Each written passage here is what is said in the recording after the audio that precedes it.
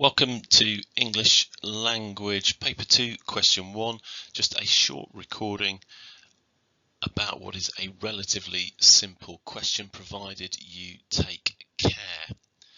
Now we will just start off talking about the paper in general. This is the paper where you get two extracts, and the extracts are both non-fiction. The first extract is what's known as literary non-fiction, which means it's generally written by someone who is more famous for writing novels, for writing fiction, but they write about a non-fiction event, in this case the Aberfan disaster in 1966, but they write about it in a kind of literary way. The second extract is usually just a straightforward non-fiction piece. It might be something like an article or a speech or a diary entry or something like that, but about something that actually happened. Here we go. That's a summary of paper 2 for you. The key thing that's different about this paper is that you are asked to compare, and that's a skill that you haven't been assessed on yet. So in paper 1 there are no comparison questions. This is the first time you're asked to compare two texts, and that does bring with it a bit more complexity, but most students are able to handle that pretty adeptly. And note that that's only in 2 questions. The other 3 questions are things that are pretty familiar. There's a writing question, obviously, different type of writing, but nonetheless a writing question. One question is exactly the same as a question on paper 1. And the other question is a simple recall question, which we will get to now. So here it is, a recall retrieval question. It's basically, can you read and understand something? Now that's not to say it's necessarily easy. I guess my judgment on it would be it is easy, but under the pressures of an exam environment, unless you are disciplined, it's not unusual for students to make a mistake. And often I will mark, if I mark a class set of these, I'm marking 35 of them. Even with sort of students who generally find these papers generally do pretty well on them, I will often get 3 or 4 people who don't get full marks on this question. It's easy to drop a mark because of the time pressures, which is why you have to be disciplined, have a routine, have a way that you answer this question, which means you're not going to make those mistakes. And that's what we're going to cover in this recorded lesson. So here's the question. Let's have a look at it. Read again the first part of source A from lines 1 to 21. So the first thing we're going to do, because we're good disciplined students, is we're going to draw a box around the relevant part of the source. Choose 4 statements below which are true. Please check what it is asking you to find. If it says true, make sure you're looking for things that are true. It might say false, so make sure you read the question. You need to choose a maximum of 4 statements, shading the box of the ones that you think are true.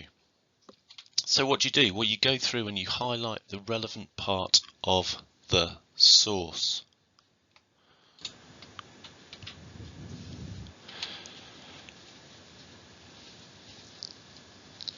You then highlight whether you are looking for things that are true or false. As we have done here, we've underlined true. And then you go through each option in turn. So you go through option A, you go through option B, C, D, E, F, G, and H. And you put a small cross or a tick over the letter. So that's on the left-hand side. You stay away from the box, because when you first do this question, you're going to make sure you're getting the right answer before you go about shading any boxes. This question is really about checking and cross-checking. It's about looking at the statement that's written in the question, going to the source, saying to yourself, here's the bit in the source that is relevant to this option, coming back to the option looking at exactly how it's been written and then going back to the source and checking whether what it says in the source is what it says in the option. It is that process of going backwards and forwards between the options and the source that gets you the correct answers in this question. And if you do that, then you will go and get full marks.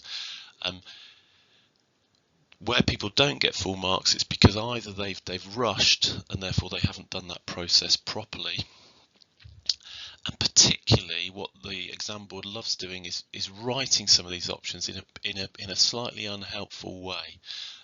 Perhaps putting something in a negative construction where it's written in a positive construction in the source, and therefore if you rush, you see some familiar words in the source that you've seen in one of the options and you think, oh, that's one of the answers, and you don't check that it means exactly the same thing, and often it will actually mean the opposite thing, but they've just written it in a slightly unhelpful way. So watch out for that.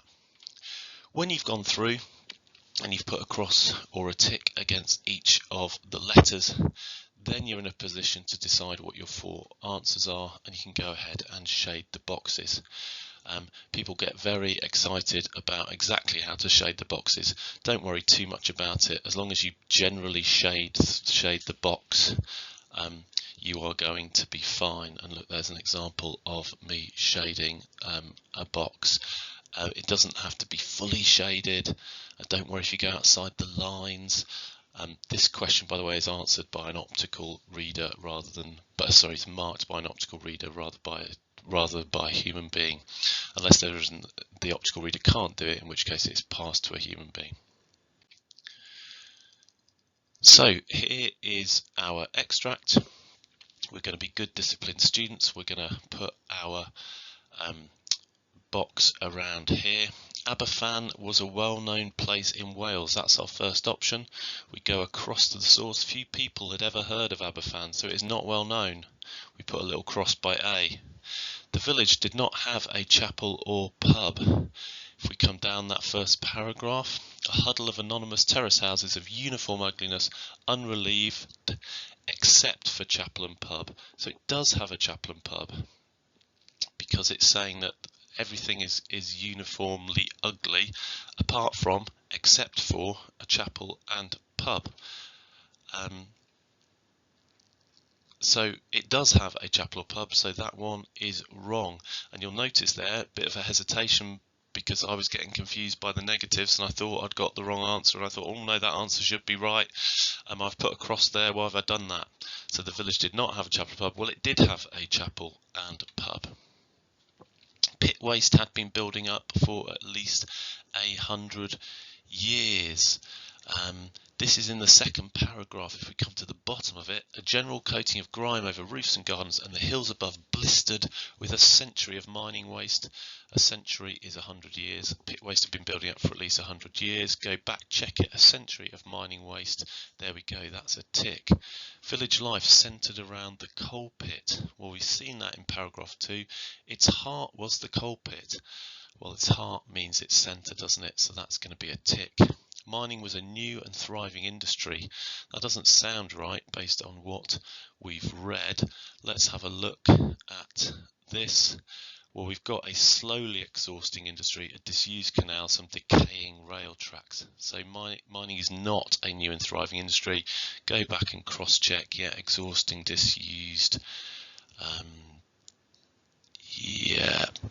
That's not right, is it? So we've got a cross there. Life for miners and their families was tough. Now we can probably we know that this is going to be right.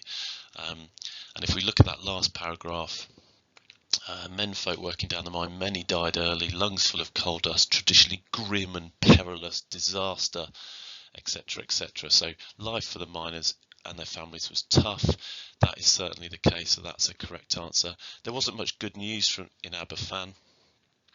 Well, we think that's probably going to be the case, isn't it? If we go to that last paragraph, disaster, in fact, was the only news that ever came out of the valley. So the only news was disaster. There wasn't much good news in Aberfan. Disaster was the only news that came out of the valleys. I'm going backwards and forwards between the source and the options. I agree with that one. The men lived long and healthy lives. Well, we sort of know that one's going to be wrong, don't we? Because otherwise life for miners and their families wouldn't be tough. So we know that one's wrong. So we've got our answers, we're happy, we've got no doubts.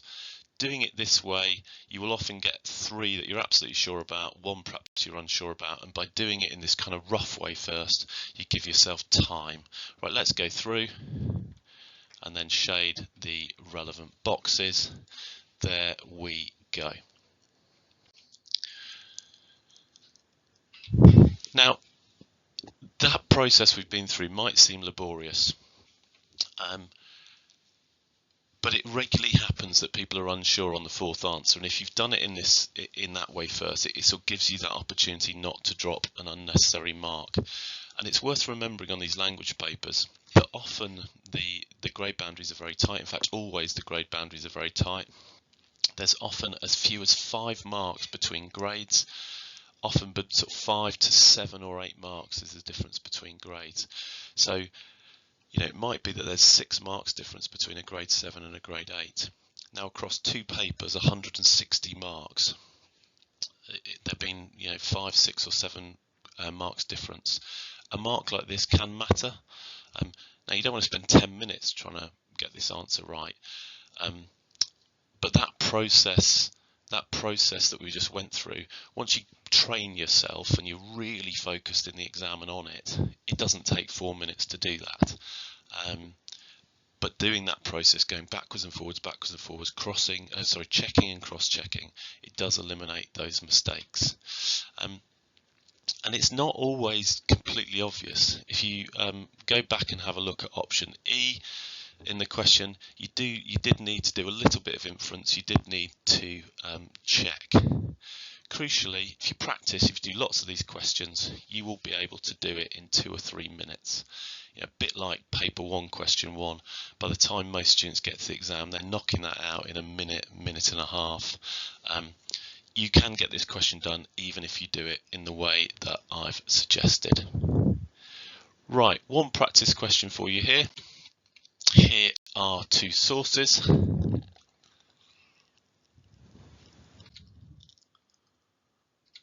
Here is your question paper. Go through and read the 2 extracts.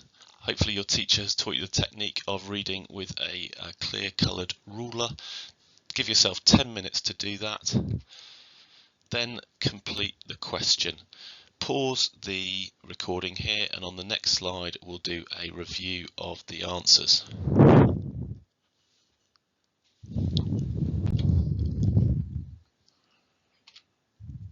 Right, let's go through it. The writer's son has just had his 2nd birthday. That was wrong. This one's wrong. This one's right. This one's right. This one's right. This was wrong. This one's right. And this one is wrong. And we go through, we then shade our boxes, and we are all done. But hopefully you followed the process we talked about, and you perhaps noticed when you were looking at option F that it might be that if you rushed that, you ended up thinking that that was correct because they were trying to trick you there with a negative, but hopefully you did not fall for it. That is the end of paper 2, question 1.